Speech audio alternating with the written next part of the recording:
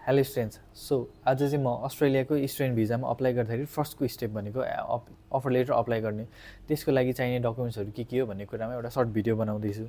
So फर्स्टमा चाहिने भनेको त अभियसली हजुरलाई एकाडेमिक डकुमेन्ट्सहरू देखाउनै पर्यो। हजुरले एकाडेमिक डकुमेन्ट्स भने हजुरले आफ्नो एसएलसी एसईदेखिको अहिलेसम्मको रिसेन्ट ब्याचलर मास्टर्स के गर्नुभएको छ त्योसम्मको डकुमेन्ट्सहरू सबै देखाउनु पर्यो। डिग्री सर्टिफिकेट, प्रोभिजनल सर्टिफिकेट होइन, अनि यो इच सेमेस्टरको मार्कसिटहरू पनि देखाउनुपर्छ। अरू इच इयर वाइज छ भने इयर वाइज मार्कसिट पनि देखाउनु पर्यो, न जस्ट ट्रान्सक्रिप्ट है त।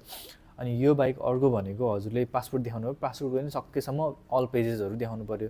कतिवटा युनिभर्सिटीले चाहिँ सबै यो पेजेसहरूकै यो पासपोर्टको फोटो पठाउनु भन्नुहुन्छ, so that they can confirm हजुर चाहिँ पहिला कुनै कन्ट्रीको रिफ्युजल हुनुहुन्छ छैन, अरू कतै ट्राभल गर्नुभएको छ छैन भन्ने कुरा चाहिँ चेक गर्नाले त्यो सबै पेजेसको यो फोटो पठाइमाग्छ युनिभर्सिटिजहरूले। यो बाहेक भनेको हजुरको इफ 6 महिनाभन्दा बढी ग्याप छ भने हजुरले चाहिँ आफ्नो त्यो ग्यापलाई जस्टिफाई गर्ने एउटा लेटर प्रुफहरू चाहिँ देखाउनु पर्यो। त्यो प्रुफ भनेको इम्प्लोइमेन्ट लेटर हुनसक्यो, भोलिन्टियर लेटर हुनसक्यो, इन्टर्नसिप गरेको कतै हुनसक्यो, ट्रेनिङ गर्नुभएको कतै हुनसक्यो होइन, त्यसको प्रुफहरू चाहिँ देखाउनु पर्यो। इफ अब जब गर्दै हुनुहुन्छ भने सकेसम्म जबको ब्याङ्क स्टेटमेन्टहरू पनि देखाइदिनु होइन, त्यो भने अझै राम्रो हुन्छ।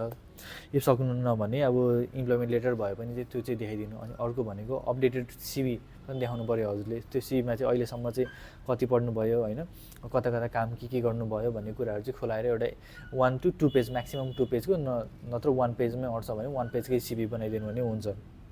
यो बाहेक भनेको हजुरको अर्को इङ्ग्लिस प्रोफिसियन्सी टेस्टको रिपोर्ट चाहियो। अब यो चाहिँ कति युनिभर्सिटिजहरूले विदाउट आइएल्स पिटी पनि अफर चाहिँ दिनुहुन्छ, जस्ट कन्डिसनल अफर हुन्छ त्यो चाहिँ होइन। इफ छ भने चाहिँ सुरुमै हजुरले त्यो सब्मिट गर्दा हुन्छ, नत्र पछि चाहिँ सुरुमा कलेजले कन्डिसनल अफर दिएर हजुरलाई पछि चाहिँ सब्मिट गर्न लगाउँछ नै होइन।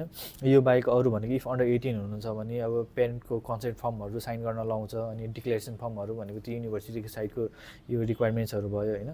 सो इन जेनरल चाहिँ यति एकाडेमिक डकुमेन्ट्स, पासपोर्टको सबै पेजेसको फोटोहरू होइन, अपडेटेड रेज्युमीहरू भयो, अनि त्यसमाथि हजुरको ग्याप एक्सप्लेनेसन लेटरहरू भयो।